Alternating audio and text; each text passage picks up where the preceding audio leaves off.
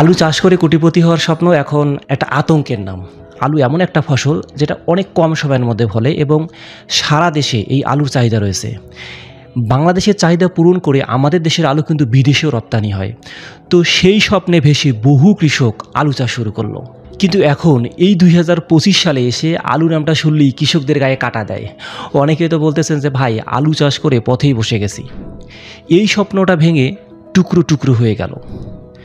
কিন্তু প্রশ্ন হলো কেন এই স্বপ্নটা কেন ভেঙে গেল? চলুন এর আসল তথ্যটা শুনে আসি। এই বছরে অর্থাৎ এই 2025 সালে লাভের আশায় কেউ 5 থেকে 6 বিঘা পর্যন্ত আলু লাগিয়েছে। আর যারা প্রজেক্ট করে তারা কিন্তু আরও বড় বড় কেউ 100 কেউ 200 বিঘা পর্যন্ত আলু লাগিয়েছে। কারণ 2024 সালে তারা অনেক ভালো দাম পেয়েছিল।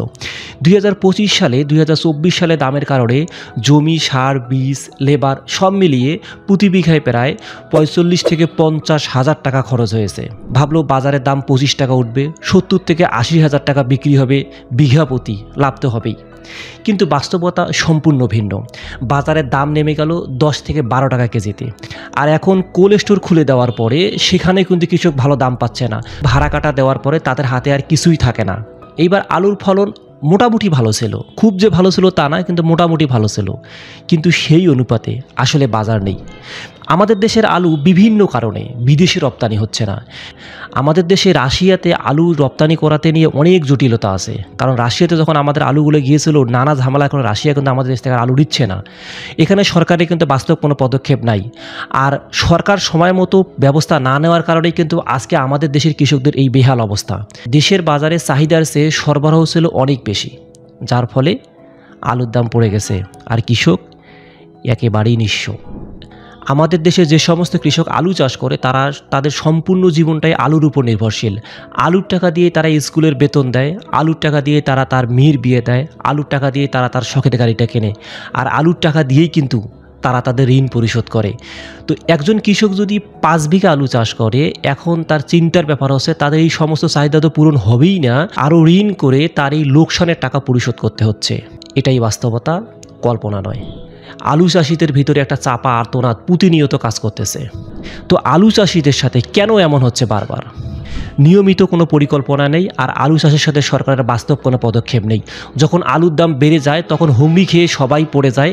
আলু চাষিদের কথা কেউ চিন্তা করে না, আলুর দাম কমাতে হবে। কিন্তু যখন আলুর দাম কমে যায় তখন সরকারের বাস্তব কোনো পদক্ষেপ নেই। এখন পর্যন্ত সরকারের কোনো পদক্ষেপ আসছে না আলু চাষিদের জন্য, যারা যে মাঠে বসে গেছে লক্ষ লক্ষ টাকা ঋণ করে পুঁজি করে তাদের সমস্ত কিছু হারিয়ে ফেলেছে, অথচ এখানে কারো কোনো ভ্রুক্ষেপ নেই, কোনো কিছুর বালাই নেই। আলু চাষ একটা সময় লাভজনক ছিল, এখনও হতে পারে যদি সঠিক পরিকল্পনা থাকে। তো আমরা সঠিক পরিকল্পনা করতে পারি না, আমরা হুজুগে সবাই আলু চাষাবাদ করি। এই জন্যই কিন্তু আমাদের এই সমস্যাটা আমাদের পিছু ছাড়তেছে না। আলু চাষটা অনেকটা বিষাক্ত সাপের থেকেও ভয়ানক। সাপ কামড়ালে হয়তো বা মানুষ বাঁচে, কিন্তু আলুর কামড় সহজে কেউ সহ্য করতে পারে না। এজন্য আমাদের বাস্তব পরিকল্পনা করে সামনে এগিয়ে যেতে হবে।